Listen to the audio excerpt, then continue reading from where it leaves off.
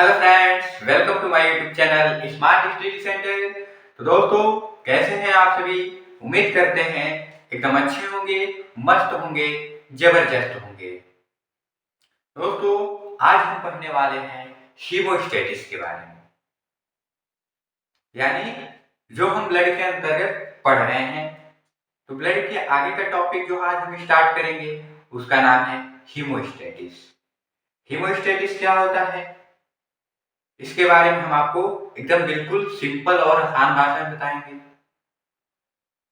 Video start करने से पहले आपसे एक छोटी सी रिक्वेस्ट करते हैं कि यदि वीडियो अच्छी लगी तो वीडियो को लाइक कर दीजिएगा, अपने फ्रेंड्स को शेयर कर दीजिएगा, और यदि आप हमारे चैनल पर नए हैं तो हमारे चैनल को सब्सक्राइब कर दीजिएगा। साथ ही साथ बेल आइकन को भी प्रेस कर दीजिएगा ताकि जब भी मैं कोई नया वीडियो अपलोड करूं उसका नोटिफिकेशन आपको मिल जाए। तो चलिए अपना टॉपिक स्टार्ट करते हैं, हीमोस्टेटिस। देखिए, सबसे पहले बात करते हैं हीमोस्टेटिस क्या है। देखिए, जो शब्द हीमोस्टेटिस है, हीमोस्टेटिस दो वर्ड से मिलकर बना है। एक है हम लोग का हिम और दूसरा है स्टेटिस। हिम का अर्थ होता है क्या? ब्लड। यानी जो हिम है, हिम का अर्थ होता है ब्लड, और स्टेटिस का अर्थ होता है स्टॉप। यानी ब्लड का स्टॉप होना ही कहलाता है हीमोस्टेटिस। मतलब stoppage of bleeding is called haemostasis. यानी जब हमारा कहीं भी चोट लग जाए, कट जाए, कटने के बाद से वहां ब्लीडिंग होने लगे और वो ब्लीडिंग थोड़ी देर में स्टॉप हो जाए, रुक जाए, तो उस क्रिया को हम क्या बोलते हैं? हीमोस्टेटिस बोलते हैं। ठीक है, तो हीमोस्टेटिस समझ में आ गया कि हीमोस्टेटिस क्या है? Stoppage or arrest of bleeding is called haemostasis. यानी ब्लड का जो बहना है वो रुक जाना ही क्या है? हीमोस्टेटिस है। चलिए अब हम बात करते हैं स्टेज ऑफ हीमोस्टेटिस की। यानी जो ये ब्लड का रुकना, स्टॉप होता है, जो ब्लड स्टॉप होता है बहना, वो कितने स्टेज में स्टॉप होता है? तो उसके 3 स्टेज होते हैं। मोस्टली ब्लड 3 स्टेज में बहना स्टॉप होता है। यानी ब्लड का बहना 3 स्टेज में रुकता है। कौन कौन सा? एक है वैसोकॉन्स्ट्रिक्शन, पहला स्टेज है वैसोकॉन्स्ट्रिक्शन। ठीक है, वैसोकॉन्स्ट्रिक्शन क्या होता है अभी हम आपको अच्छे तरह से बता रहे हैं। दूसरा है प्लेटलेट्स प्लग फॉर्मेशन, दूसरा इसका स्टेज है प्लेटलेट्स प्लग फॉर्मेशन, और तीसरा स्टेज है कोगुलेशन ऑफ ब्लड। ये 3 स्टेज होते हैं। इन तीनों स्टेज में जाकर हम लोग का क्या होता है? ब्लड क्लॉट होता है। ठीक है, तो चलिए सबसे पहले हम बात कर लेते हैं वैसोकॉन्स्ट्रिक्शन। वैसोकॉन्स्ट्रिक्शन क्या होता है? तो वैसोकॉन्स्ट्रिक्शन 2 वर्ड से मिलकर बना है, एक है वैसो और दूसरा है कॉन्स्ट्रिक्शन। ठीक है, वैसो का अर्थ क्या होता है? वैसो का अर्थ होता है वेसल्स, यानी जो हमारे ब्लड वेसल्स है उन्हीं को हम बोलते हैं वेसल्स। और कॉन्ट्रैक्शन का अर्थ होता है सिकुड़ना, यानी ब्लड वेसल्स का सिकुड़ना क्या होता है? वैसोकॉन्स्ट्रिक्शन होता है। यानी जो हमारी नसें हैं उन नसों का सिकुड़ना क्या कहलाता है? वैसोकॉन्स्ट्रिक्शन कहलाता है। कब नसें सिकुड़ती हैं? जब डैमेज होती हैं नसें, यानी कहीं से नसें कटती हैं तो कटने के बाद वो सिकुड़ जाती है। ये नहीं कि पूरा सिकुड़ जाती है, थोड़ा बहुत वो सिकुड़ जाती है ताकि ब्लड का जो ज्यादा फ्लो हो रहा है वो कम हो जाए। जैसे मान लीजिए ये एक हम लोग की ब्लड वेसल्स है। ठीक है, इस ब्लड वेसल्स में ये मान लीजिए डैमेज हो गया, यहाँ पे कट गया, तो कटने के बाद से ये अपने थोड़े से एरिया को क्या करता है? सिकुड़ा लेता है ऐसे। ठीक है, पूरा तो नहीं भर पाता है, पूरा नहीं फिल कर पाता है, लेकिन थोड़ा सा उसको सिकुड़ा के क्या करता है? उस ब्लड के बहने को थोड़ा कम कर देता है। ठीक है, तो ये है वैसोकॉन्स्ट्रिक्शन। प्लेटलेट प्लग फॉर्मेशन, यानी प्लेटलेट का क्या बनता है? प्लग बनता है। ये टेम्पोररी प्लग फॉर्मेशन होता है, यानी कई सारे प्लेटलेट्स आके एक जगह इकट्ठा हो जाते हैं। कहाँ पे? जहां पे डैमेज हुई है ब्लड वेसल वहां पे, और वहां पे क्या बना लेते हैं? प्लेटलेट प्लग फॉर्मेशन बना लेते हैं। लेकिन ये जो फॉर्मेशन बनता है वो टेम्पोररी होता है। ठीक है। इसके बाद जो लास्ट स्टेज होता है, जो एकदम कंप्लीट होता है, तो उसे हम बोलते हैं कोagulation ऑफ ब्लड। यानी इस स्टेज में ब्लड पूर्ण रूप से क्लॉट हो जाता है, जिसे हम कोagulation ऑफ ब्लड बोलते हैं। यानी ये क्या है, ब्लड क्लॉटिंग। यहाँ पे ब्लड क्लॉट हो गया है, ब्लड का बहना रुक गया है, ये कंप्लीटली होता है। ठीक है। ये 3 स्टेज कैसे कैसे होते हैं उनको हम बताते हैं। देखिए, सबसे पहले क्या होता है, मान लीजिए किसी का भी कहीं पे जो कटता है, चोट लगता है, चोट लगने के बाद से क्या होता है, वहां से ब्लीडिंग होता है। मान लीजिए बहुत से लोग अपनी नसें काटते हैं, हाथ की नसें। मान लीजिए हाथ की नसें काटने के बाद से क्या होता है, यहाँ से ब्लीडिंग होने लगता है, यानी ब्लड का बहना स्टार्ट हो जाता है। तो जब ब्लड बहने लगता है तो क्या होता है, एक तो हमारा प्लेटलेट्स और दूसरा ये जो डैमेज सेल है, यानी जिसे हम एंडोथेलियम कहते हैं। एंडोथेलियम कहाँ होता है, जो ब्लड वेसल्स होती है, इसी ब्लड वेसल्स के नीचे पाया जाता है एंडोथेलियम।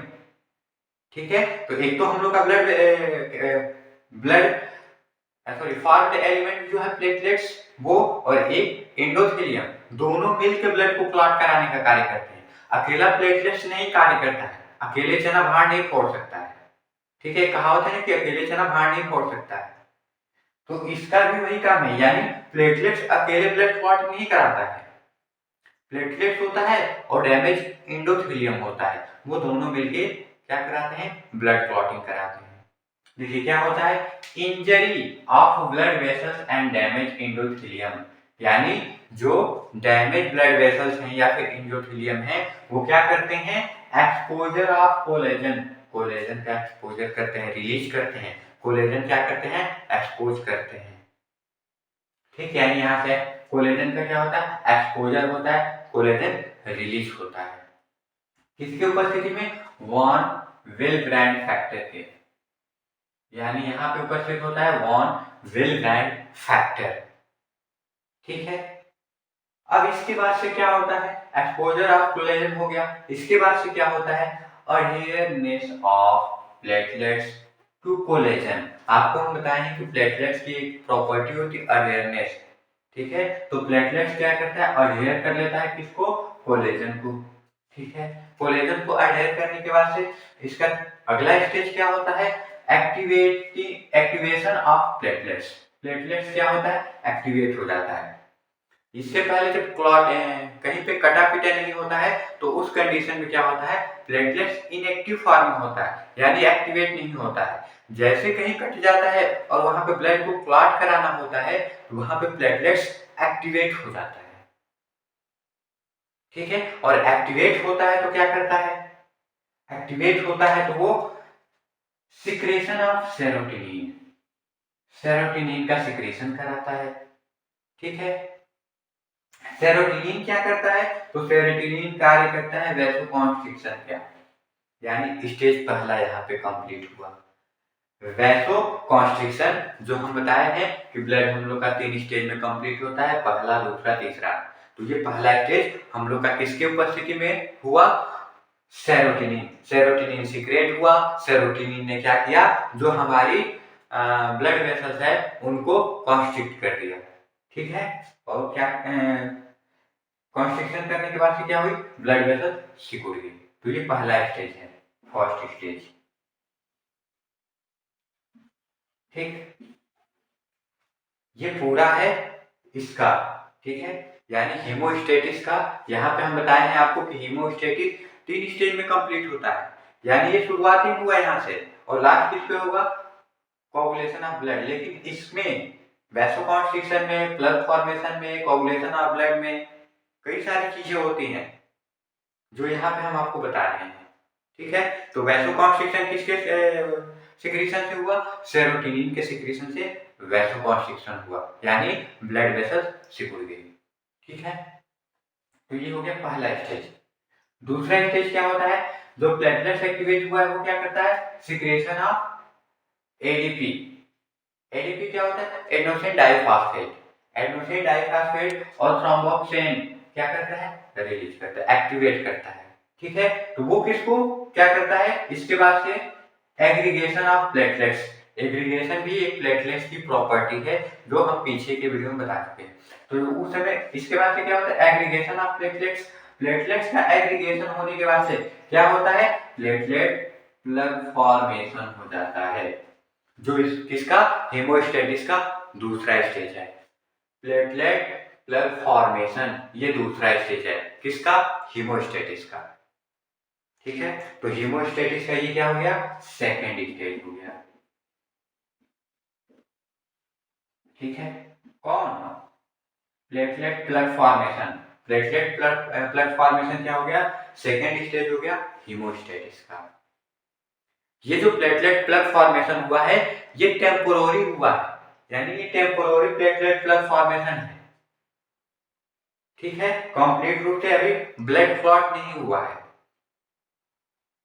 जैसे मान लीजिए फर्स्ट एड करते हैं ना हम घर में, जो उपचार किया जाता है, मान लीजिए किसी व्यक्ति को कट पेट जाता है, तो कटने के बाद से हम क्या करते हैं, उसका टेम्पोररी उपचार करते हैं। क्या टेम्पोररी उपचार करते हैं, मान लीजिए जहां से ब्लड बह रहा है उसको हम सबसे पहले धो पोछ के बांधने का कार्य करते हैं ताकि वहां से ब्लड ज्यादा लॉस ना हो। ठीक है, तो सेम वैसा ही काम करता है, टेम्पोररी काम कर देता है कौन, प्लेटलेट और ये मिलके डैमेज एंडोथेलियम, ताकि वहां से ब्लड ज्यादा लॉस ना हो। ठीक है, यानी वहां पे टेम्पोररी प्लग फॉर्मेशन बन गया है। कंप्लीटली जब ब्लड क्लॉटिंग हो जाएगा तब बन जाएगा। कंप्लीटली कब होता है, जब हमारा प्लेटलेट एक्टिवेट होता है, तो कुछ एक्टिवेट करता है, क्या बनता है, फॉर्मेशन ऑफ प्रोथ्रोम्बिन एक्टिवेटर्स, यानी प्रोथ्रोम्बिन एक्टिवेटर यहाँ बनते हैं। ये प्रोथ्रोम्बिन एक्टिवेटर क्या करते हैं, ब्लड क्लॉटिंग करा देते हैं। क्या कराते हैं, ब्लड क्लॉटिंग करा देते हैं, यानी ये लास्ट स्टेज है ब्लड क्लॉटिंग का। ठीक है, जिसे हम थर्ड स्टेज बोलते हैं। तीसरा स्टेज है ब्लड क्लॉटिंग का, थर्ड स्टेज। ठीक है, तो ये रहा हम लोग का स्टेज ऑफ हीमोस्टेटिस।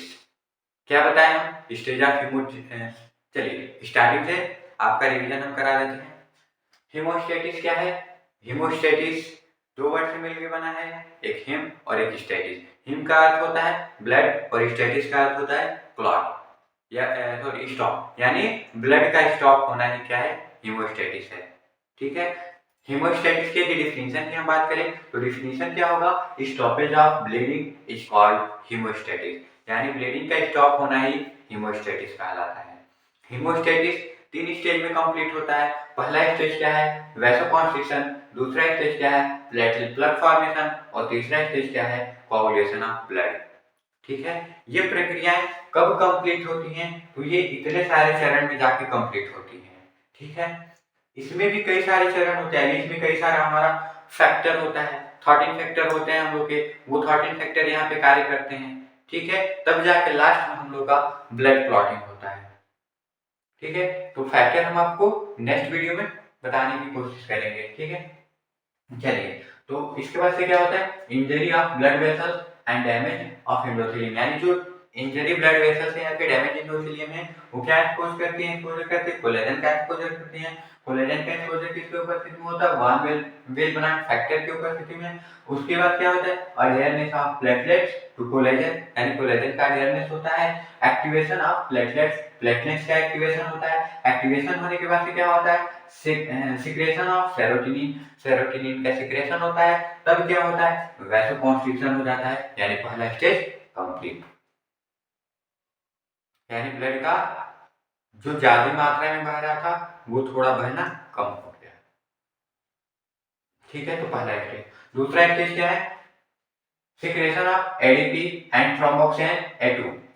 ये फिर क्या हो गया, यहाँ से एग्रीगेशन ऑफ प्लेटलेट, प्लेटलेट्स का एग्रीगेशन होगा। उसके बाद से प्लेटलेट प्लग फॉर्मेशन, यानी यहाँ पे प्लेटलेट्स कई सारे यहाँ से इकट्ठा हो जाएंगे, देन हमारा प्लेटलेट प्लग फॉर्मेशन बन गया, और यहीं पे हमारे ऐसे फाइब्रिन लगा होता है। ठीक है, उसके बाद से क्या होता है, तीसरा स्टेज, ये दूसरा स्टेज कंप्लीट हो गया हम लोग का, प्लेटलेट प्लग फॉर्मेशन, लेकिन ये टेम्पोररी होता है। तीसरा स्टेज क्या है, फॉर्मेशन ऑफ प्रोथ्रोम्बिन एक्टिवेटर्स, यानी प्रोथ्रोम्बिन एक्टिवेट होंगे, वो क्या करेंगे, ब्लड को क्लॉट करा देंगे। लास्ट स्टेज यानी थर्ड स्टेज में हम लोग का ब्लड क्लॉट हो जाता है, यानी ब्लड का बहना स्टॉप हो गया। यही क्या है हम लोग का हीमोस्टैटिस है। इन सभी प्रक्रियाओं को हम क्या बोलते हैं? हीमोस्टैटिस, यानी स्टॉपेज ऑफ ब्लड। ठीक है, समझ में आ गया सब कुछ?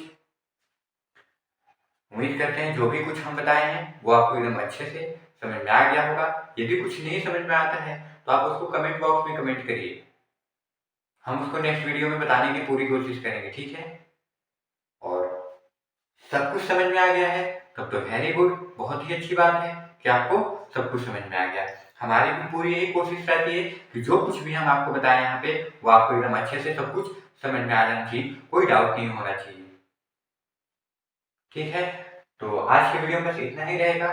ठीक है, यदि वीडियो अच्छी लगी है तो प्लीज लाइक कर दीजिए, शेयर कर दीजिए, और यदि आप हमारे चैनल पर नए हैं तो हमारे चैनल को सब्सक्राइब कर दीजिए, साथ ही साथ बेल आइकन को भी प्रेस कर दीजिए ताकि जब भी मैं कोई नया वीडियो अपलोड करूं उसका नोटिफिकेशन आपको मिल जाए। तो मिलते हैं नेक्स्ट वीडियो में नेक्स्ट टॉपिक के साथ, तब तक आपका दिन शुभ हो, मंगलमय हो। धन्यवाद।